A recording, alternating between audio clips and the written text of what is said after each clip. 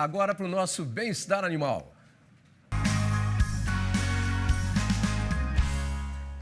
Bem, hoje é dia de bem-estar animal e nós temos aí o professor Matheus Paranhos, que já está aqui com a gente. Bom dia, professor. Tudo bem? Bom dia, Tavinho. Por aqui tudo bem, apesar de me sentir um prisioneiro ainda. Quando vai receber a sua dose, professor? Olha, espero que rápido, viu? Porque Tá uma agonia, né? Tá uma agonia. mas é para a segurança de todos nós, né? Com certeza, com certeza. Bom, o professor Matheus Paranhos hoje vai conversar com a médica veterinária Juliana Ribas, que está aqui na tela já, que é gestora de bem-estar animal e boas práticas de criação da AgroSérie Speak. A gente que já conversou também algumas vezes, mas hoje... Bom dia, Juliana, tudo bem? Bom dia, Tavinho. Tudo bem e você? Tudo bem. A gente já conversou algumas vezes, mas o assunto seu hoje é com o professor Matheus Paranhos, esse craque em bem-estar animal, e você também com as aplicações da AgroSérie Speak. É com vocês. Professor.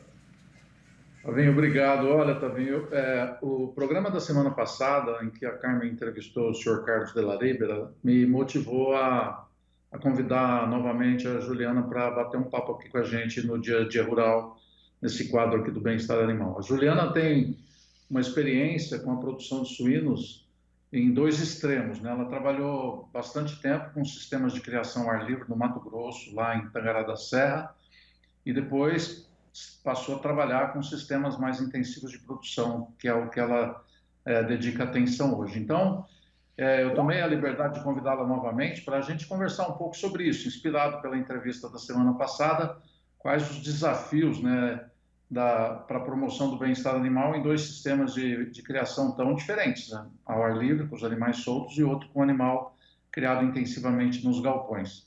Então, Juliana, primeiro agradeço aí o convite, a oportunidade de você ter aceito o nosso convite, participar aqui do programa, te dando as boas-vindas, né?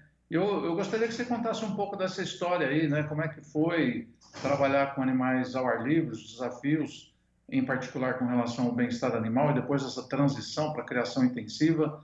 Muda muita coisa? Como é que é? Conta para nós, por favor.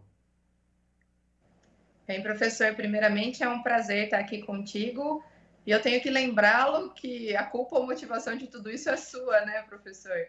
De eu ter iniciado aí minha carreira trabalhando com animais criados em sistemas ao ar livre, o que foi, assim, uma das grandes experiências de aprendizado para entender em profundidade o comportamento do animal. Muda, professor, muda bastante coisa. O suíno é o mesmo, né? Ele tem as mesmas necessidades nos dois sistemas, é um animal que explora muito, que ele tem um comportamento ativo, porém, cada sistema ele vai apresentar aí desafios muito diferentes. Enquanto no sistema ciscal, para a gente encontrar esse equilíbrio entre ambiente, animal e humano, a gente vai ter que olhar muito para esse lado da degradação do ambiente provocada pelo próprio animal, quando a gente não maneja eles de forma adequada, rotaciona os piquetes, toma os cuidados com o solo. A gente tem a questão dos predadores. Na unidade onde eu trabalhei, nós tínhamos maternidade aí ao ar livre. E o nosso maior predador eram os urubus, né, que eles atacavam tanto as fêmeas no final de gestação, quanto os leitões recém-nascidos. Já no sistema intensivo, essa parte dos predadores, né, no sistema confinado, ela fica extremamente controlada, né, eles não têm acesso. E essa questão do meio ambiente também, já que está na nossa mão ali, planejar como vai ser feito esse descarte dos dejetos, usar os biodigestores. Hoje a suinocultura já tem esse lado muito avançado. Porém, para o bem-estar dos animais, a gente luta aí com a questão dos ambientes pobres que a gente fala. As baias normalmente são extremamente simples, elas têm ali um piso de concreto que é ripado ou parcialmente ripado, ou é um ripado de plástico ou de ferro, bebedouro, comedouro, e os animais são alojados em grupo. Basicamente isso. E daí a necessidade de explorar, ela acaba ficando de lado. E esse animal acaba desenvolvendo outros comportamentos. Mas no dia 16 de dezembro de 2020 foi publicada a Instrução Normativa 113, que entrou em vigor agora segunda-feira, dia 1º de fevereiro, que trata das boas práticas de produção em suínos no Brasil. e ela já traz aí a obrigatoriedade e a necessidade desse uso de enriquecimento ambiental, o que vai ser muito interessante para os sistemas fechados. Muito legal, mas, Juliana, eu lembro que um dos grandes desafios seus no sistema ao ar livre era a maternidade, né? Principalmente problemas de esmagamento de leitão. Você acabou falando aí também problema de predadores, que eu nem me lembrava mais disso, mas como é que você resolveu isso? Tem alguma solução ou, de fato, as perdas vão ser maiores por conta dessa condição da porca deitar sobre o leitão e esmagando eles? Tá. Professor, no sistema ao ar livre, onde nós não temos aí, vamos dizer, as gaiolas de maternidade, geralmente nós vemos índices de esmagamento maiores do que em sistemas onde se utilizam a gaiola ou com restrição parcial nos primeiros dias após o nascimento ou com restrição durante todo o período de lactação. O que a gente consegue é ter algumas estratégias para minimizar esse esmagamento no sistema ao ar livre, porém, tanto lá na experiência prática que eu tive na primeira granja, quanto nos trabalhos que eu tenho lido com sistemas assim que tem muito mais hoje na Europa presentes, nós ainda acabamos tendo o esmagamento um pouquinho mais alto do que num sistema confinado bem manejado.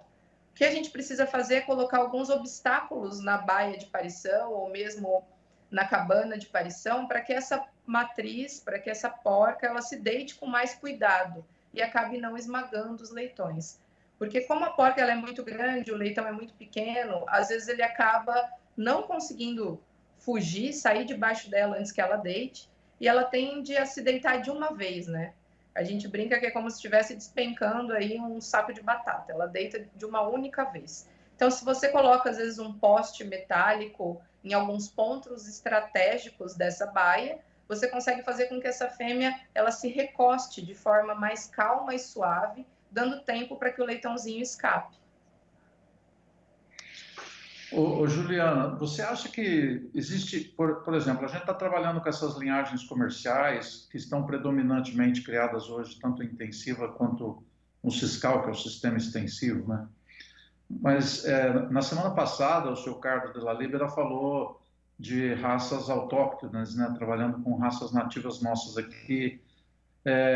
Você acha que tem alguma diferença? Elas são mais leves, obviamente, são menos pesadas, talvez nem todas, mas geralmente. Você acha que tem alguma diferença nisso? Você acha que essa evolução genética pode ter aumentado o risco de esmagamento ou isso é algo que não faz sentido?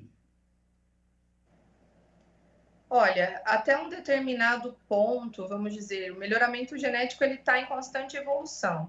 Até alguns anos atrás, o melhoramento ele preocupava muito com o tamanho de leitegadas, então eles criam um número muito grande dos leitões e não levava tanto em conta a viabilidade desse leitão. Mas já faz alguns anos que começou a ser incorporado no melhoramento genético o item da viabilidade desse leitão, do peso ao nascimento, como um fator de correção para ajudar a aumentar aí a viabilidade dos nascidos, o que acaba melhorando e diminuindo esse risco de esmagamento. Mas muito disso está ligado ao temperamento das fêmeas, que também é um fator que hoje é levado em conta nas raças melhoradas também.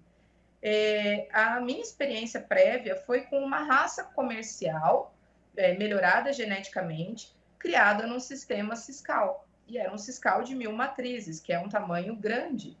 E as fêmeas, elas performavam muito bem.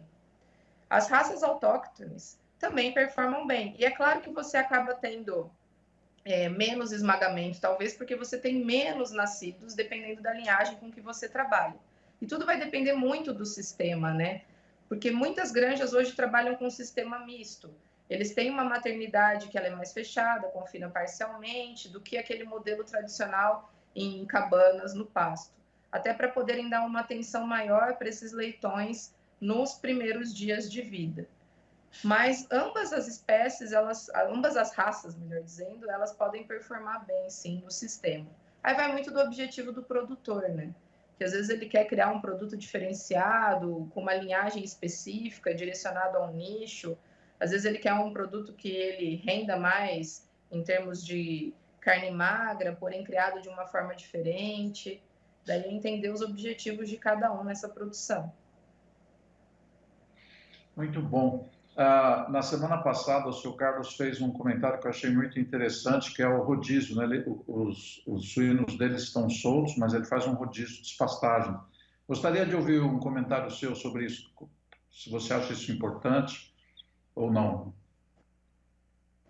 Professor, na opção do sistema ciscal, eu acho que isso é fundamental.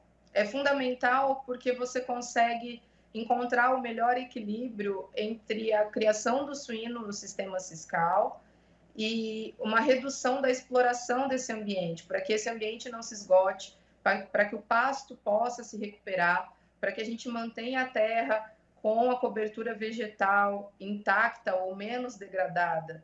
Para mim, esse é um ponto fundamental, fazer o rodízio dos piquetes. E porque algumas fases que as pessoas acreditam que tenham menos degradação, como a fase de creche, que são os leitões após o desmame e até os 30 quilos, pelo contrário, eles são animais que exploram muito e eles tendem a remover bastante da cobertura vegetal também.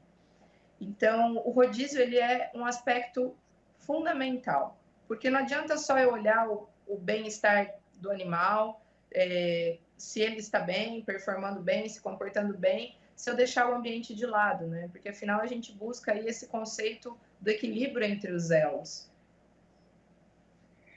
Olha, nosso tempo é muito curto, mas eu tenho mais uma pergunta, não poderia deixar de fazer, né? Existe um conflito, pelo menos é apresentado como um conflito, entre com relação às lagoas aí para chafurdamento para banho de suínos, né? Um conflito entre a promoção do bem-estar animal, oferecer melhor conforto térmico, versus o risco sanitário. Como é que você vê isso, Juliana? Professor, eu vejo isso como um desafio. Alguns sistemas eles têm proposto a criação de lagoas com uma cobertura embaixo, para que não haja tanta infiltração e para que se possa conservar melhor a questão do solo.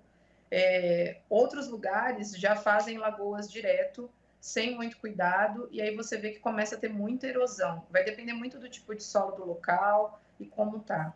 Mas eu acho sempre importante nesse processo a gente ter aí um gestor da área de meio ambiente para fazer orientação de um projeto correto, para a gente minimizar os riscos para o meio ambiente. Porque a lagoa ela é importante para o suíno, sim.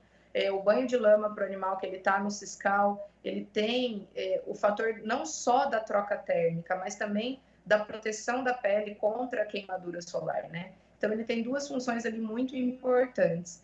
Mas você ter uma orientação correta não é só simplesmente cava um buraco e joga um tanto de água ali dentro. Então, a gente tem que buscar essa orientação realmente de um profissional que faça essa área do gerenciamento ambiental da propriedade.